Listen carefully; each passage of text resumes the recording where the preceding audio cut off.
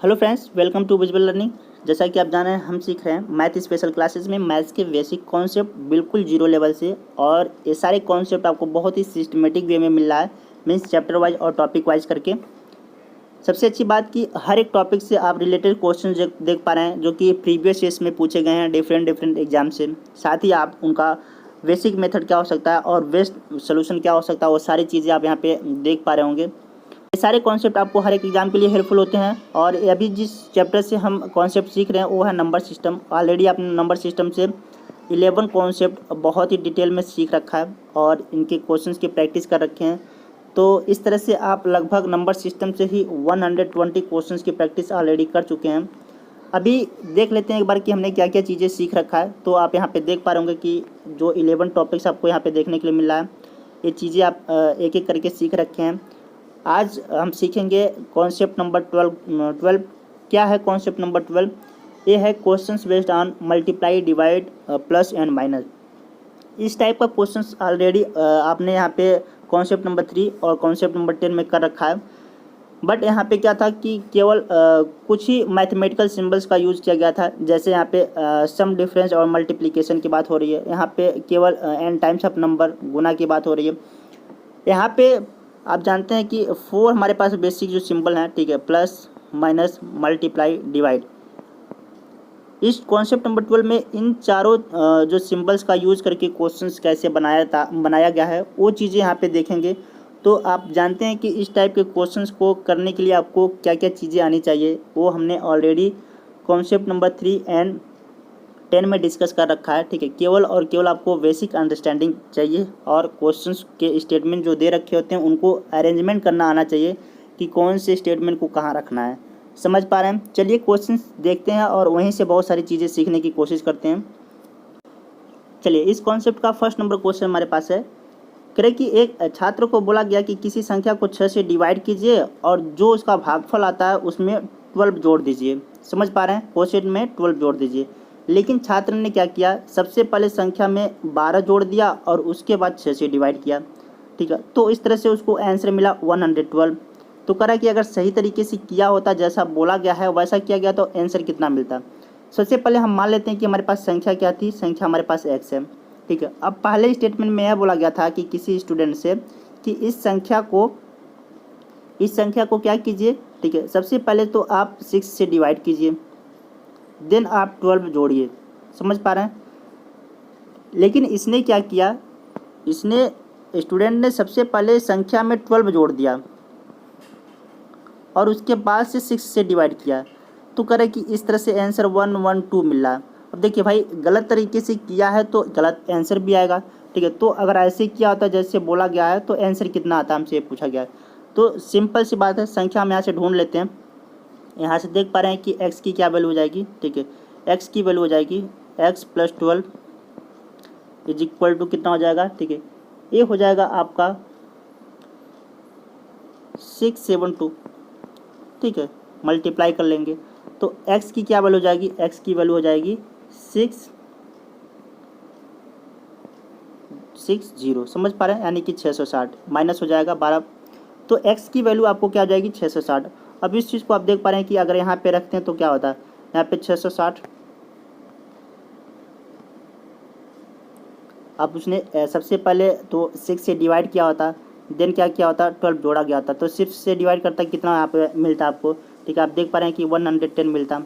ठीक है, 110 में जब 12 जोड़ेंगे तो कितना मिलेगा। ठीक है, 122। कौन सा आंसर दिख रहा है, ऑप्शन नंबर आप देख पा रहे हैं कि बी सही हो जाएगा। उम्मीद करता हूँ कि बहुत ही आसान क्वेश्चन था, आप आसानी से इसको समझ पाए होंगे।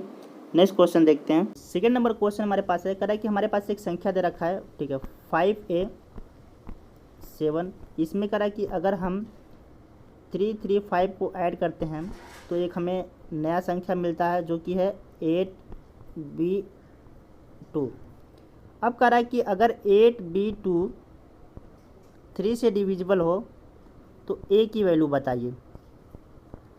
देखिए, जल्दबाजी करेंगे तो आप गलत आंसर लेकर आएंगे। यहाँ पे सबसे पहली बात तो समझने वाली है कि यहाँ पे a की जो भी वैल्यू होगी वो आगे कैरी नहीं हमको भेज रही होगी, क्योंकि यहाँ पे 5 3 8 ऑलरेडी यहाँ पे बन रहा है। तो यानी कि a की जो भी वैल्यू होगी वो आगे कैरी फॉरवर्ड नहीं कर रही होगी।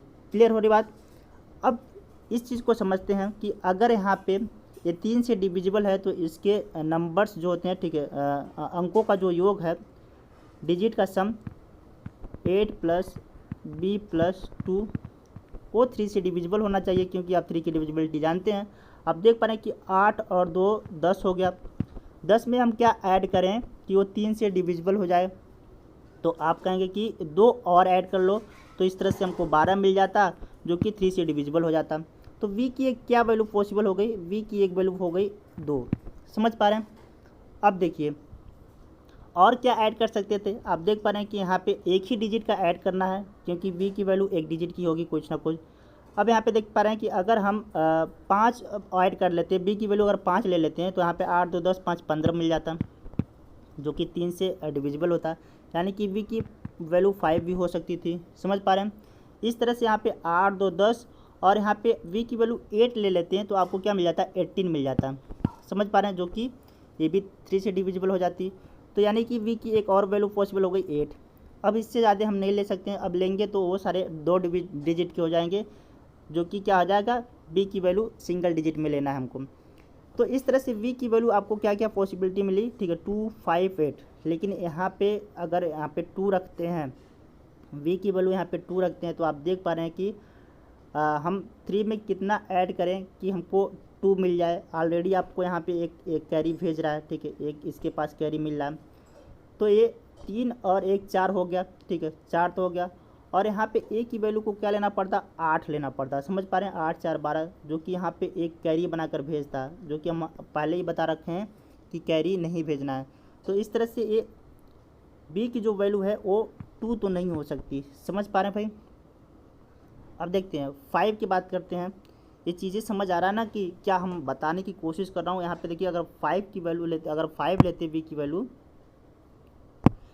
वैल्यू यहाँ पे 5 रखते, तो आप देख पा रहे हैं कि यहाँ पे ऑलरेडी यहाँ पे 3 और 1 क्या हो जाएगा, 4।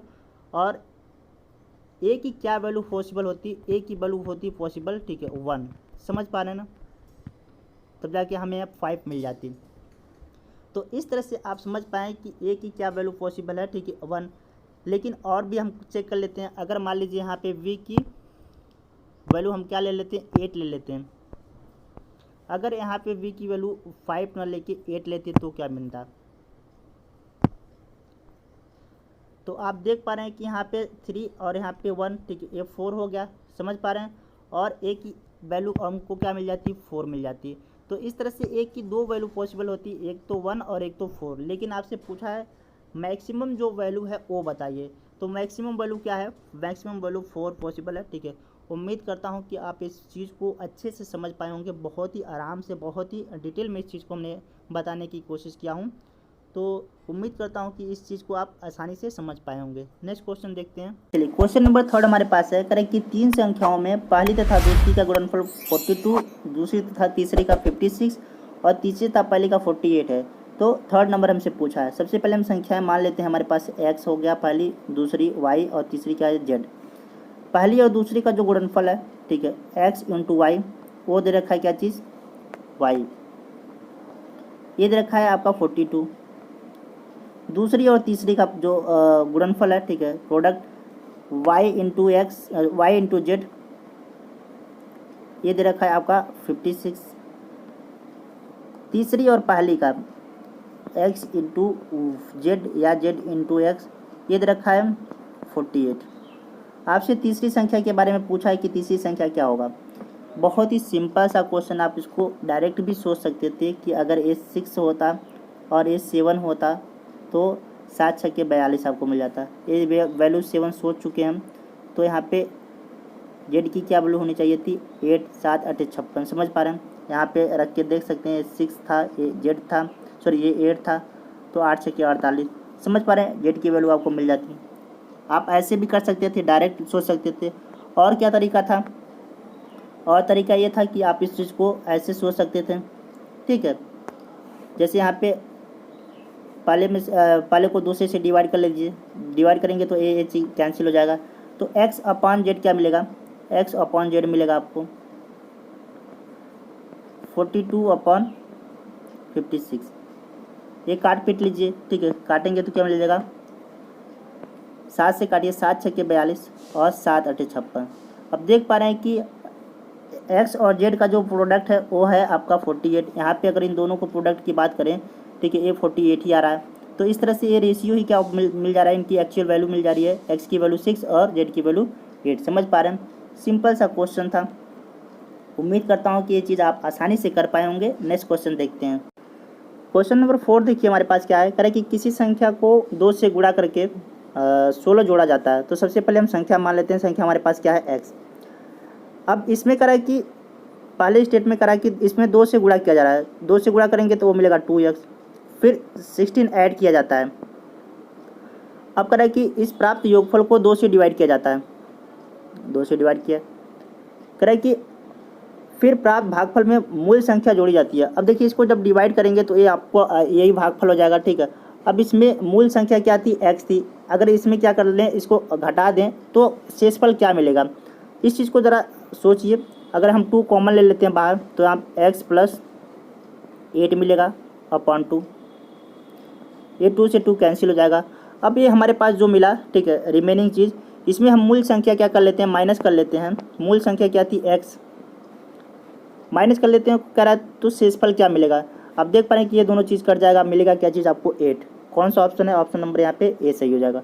कितना आसान क्वेश्चन था यार, बहुत ही आसान क्वेश्चन था। उम्मीद करता हूँ कि ये चीज़ आपको आसानी से समझ आया होगा। नेक्स्ट क्वेश्चन देखते हैं। चलिए क्वेश्चन नंबर 5 हमारे पास है, करें कि दो संख्याओं का जो डिफरेंस दे रखा है और 72 दे रखा है। करें कि एक के द्वारा दूसरे को अगर डिवाइड करते हैं तो हमें क्वेश्चन 4 मिलता है। संख्याएं चुनिए। देखिए इन सब में जो डिफरेंस दे रखा है वो 72 का ही दे रखा है। तो पहले वाले स्टेटमेंट से तो आप इस चीज़ को ऑप्शन मेथड से नहीं कर पाएंगे, ठीक है। नेक्स्ट चीज़ क्या दे रखा है, करें कि अगर हम एक को दूसरे से डिवाइड करते हैं तो क्वेश्चन क्या मिलता है, वो 4 मिलता है। आप देख पा रहे हैं कि यहाँ इस पर नज़र डालिए। अगर हम 96 को 42 से डिवाइड करते हैं तो ये कितनी बार में डिवाइड हो जाएगा, 4 बार में डिवाइड हो जाएगा। समझ पा रहे हैं, तो इस तरह से ऑप्शन नंबर 20 सही हो जाएगा। कितना सिंपल सा क्वेश्चन था। और बेसिक मेथड क्या था इसका, संख्याएं आप क्या मान लेते हैं, संख्याएं आप ए और बी मान लेते हैं, ठीक है। करेक्ट, इनके बीच डिफरेंस जो है ना, वो डिफरेंस कितने का है, ठीक है। डिफरेंस दे रखा है 72 का, ये पहला स्टेटमेंट दे रखा है। समझ पा रहे हैं। करेक्ट कि अगर हम एक को दूसरे से डिवाइड करते हैं, एक को हम दूसरे से डिवाइड करते हैं तो ए मिलता है क्या चीज़, 4। आप देख पा रहे हैं कि यहाँ से ए की वैल्यू आप ढूंढ सकते हैं, ठीक है। ये मिल जाएगा 4b, जिसको आप यहाँ पे रख सकते हैं, ठीक है। 4b में से एक भी जाएगा, कितना बचेगा, 3b। 3b की वैल्यू क्या आ जाएगी, ठीक है, 72। तो v की वैल्यू क्या मिलेगी आपको, देख पा रहे हैं कि यहाँ पे 3 दूना 6, 3 चौका 12, ठीक है। v की वैल्यू मिल जाएगी 24। समझ पा रहे हैं। यहाँ पे आप आसानी से इस चीज़ को रख के निकाल सकते हैं, ठीक है। a की क्या वैल्यू हो जाएगी, इसकी वैल्यू हो जाएगी 24 और इसकी क्या वैल्यू हो जाएगी 96। कितना सिंपल सा क्वेश्चन था। दोनों तरीके आपके पास है, ये बेसिक मेथड था, ये डायरेक्ट ऑप्शन मेथड से आप कर सकते थे। नेक्स्ट क्वेश्चन चलिए देखते हैं। चलिए क्वेश्चन नंबर 6 हमारे पास क्या है, करें कि यदि किसी संख्या को 2 गुना करके उसमें 20 जोड़कर वही उत्तर प्राप्त होता है जो उस संख्या को 8 गुना करके गुणनफल में 4 घटाकर प्राप्त होता है। देखिए कितना सिंपल सा। पहले स्टेटमेंट में हम बात करें, ठीक है, जो फर्स्ट स्टेटमेंट हमारे पास दे रखा है, सबसे पहले तो हम संख्या मान लेते हैं। संख्या हमारे पास क्या है, एक्स। समझ पा रहे हैं, संख्या एक्स है।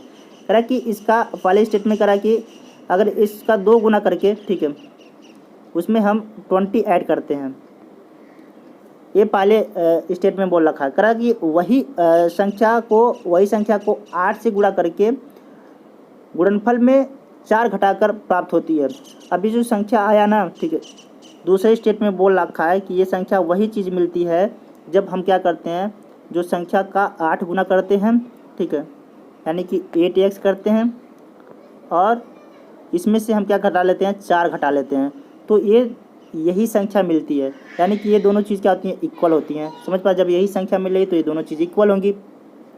आप देख पा रहे हैं कि जब इसको इधर भेजेंगे तो यहाँ पे हो जाएगा 6x, ठीक है, और इसको इधर बुला लेंगे तो ये हो जाएगा 24। x की वैल्यू क्या मिल जाएगी, x की वैल्यू मिल जाएगी 4। आपसे पूछा क्या था, तो संख्या क्या होगी, संख्या 4 हो जाएगी। सिंपल सा क्वेश्चन था भाई। उम्मीद करता हूँ कि आप इस चीज़ को आसानी से समझ पाए होंगे। नेक्स्ट क्वेश्चन देखते हैं।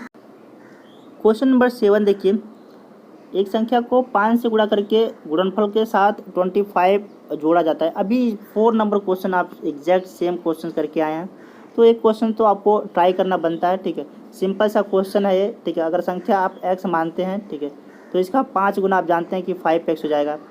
इसमें करा कि 25 जोड़ा जाता है और फिर क्या किया जाता है, 5 से डिवाइड किया जा रहा है। अब ये जो क्वेश्चन आया इसमें क्या किया जाता है, मूल संख्या घटा दिया जाता है, ठीक है। आप सिंपल सा क्वेश्चन वही 4 वाला है, ठीक है, आसानी से इसको कर पाएंगे। आंसर क्या हो जाएगा, आंसर इसका हो जाएगा 5। आप देखते हैं इसको टिक कर पाएंगे। नेक्स्ट क्वेश्चन देखते हैं। क्वेश्चन नंबर 8 हमारे पास क्या है, इस कॉन्सेप्ट का लास्ट क्वेश्चन है। कह रहे कि संख्याओं की एक सीरीज में अगली संख्या अपनी पहले वाली संख्या की 3 गुनी घटाव 1 होती है। समझ पा रहे हैं। यदि श्रृंखला की प्रथम 2 संख्याएं 2 और 5 है, तो हमसे 4th वाला संख्या पूछा है, ठीक है। सीरीज दे रखा है, ठीक है, पहली और दूसरी संख्या दे रखा है। यहाँ पे तीसरी संख्या होगी, समझ पा रहे हैं, और यहाँ पे क्या हो जाएगा, चौथी संख्या होगी। हमसे ये वाली संख्या पूछा है। अब कंडीशन दे रखा है कि कह रहा है कि जो यहाँ पे अगली संख्या जो है वो अपने पहले के 3 गुने से, पहले का इसका 3 गुना क्या हो जाएगा, ठीक है, इसका 3 गुना, 3 से मल्टीप्लाई, और ए अगली वाली यह करा कि जब इसको 3 गुना करके घटाते हैं तो ए 1 मिलता है। समझ पा रहे हैं। इसी तरह से ए आगे चलता रहता है, सीरीज ऐसे बनी है। अब देख पा रहे हैं कि अगर हम इस वाले नंबर को ढूंढना चाहें तो इसका क्या करेंगे, इसका 3 गुना करेंगे, ठीक है, इसका 3 गुना करेंगे और इसमें से क्या घटाएंगे कि तो आपको 1 मिलना चाहिए। समझ पा रहे हैं। तो आप 5 या 15, और 15 में से जान रहे हैं कि आपको क्या घटाना पड़ेगा, 14 घटाना पड़ेगा, तब तो आपको 1 मिलेगा। तो इस तरह से आपको क्या मिला, 14 मिला, ठीक है। अब नेक्स्ट वाला नंबर आपको ढूंढना है। तो आप जानते हैं कि इस वाले नंबर को ढूंढने के लिए, ठीक है, जो अगली संख्या होगी अपने पहले वाली की 3 गुना, पहले वाली हो जाएगी, ठीक है, इसका पहले वाला हो जाएगा 14, इसका 3 गुना लेंगे, ठीक है। तो इसमें से हम क्या घटाएं कि आपको 1 मिले। तो आप देख पा रहे हैं कि 14 या 42, ठीक है, 41 अगर माइनस करें तो आपको क्या मिलेगा, 1। ऑप्शन नंबर यहाँ पे क्या हो जाएगा, ठीक है, 20 सही हो जाएगा। यानी कि ये कौन सी संख्या हो जाएगी, 41। समझ आ रहा है। बहुत सिंपल सा क्वेश्चन था, आसानी से इस चीज़ को समझ सकते हैं, ठीक है। अगर दिक्कत हो रही तो एक बार और इस चीज़ को देख सकते हैं वीडियो को। चलिए, ये सारे क्वेश्चन आपको यहाँ पे टेलीग्राम पे जाना है और सर्च करना है विजुअल लर्निंग, आपको ये चैनल मिल जाएगा और ज्वाइन कर लेना है। सारे PDF आपको अपलोड कर दिए गए हैं, डाउनलोड करके प्रैक्टिस कर सकते हैं। इसके अलावा आप इंस्टा और फेसबुक पे फॉलो कर सकते हैं, और चैनल पे नए हैं तो ज़रूर इसको सब्सक्राइब करें। अगर आपका कोई सुझाव है, कोई शिकायत है, तो आप यहाँ पे मेल कर सकते हैं। बस आज के लिए इतने ही रहने देते हैं, मिलते हैं नेक्स्ट वीडियो में।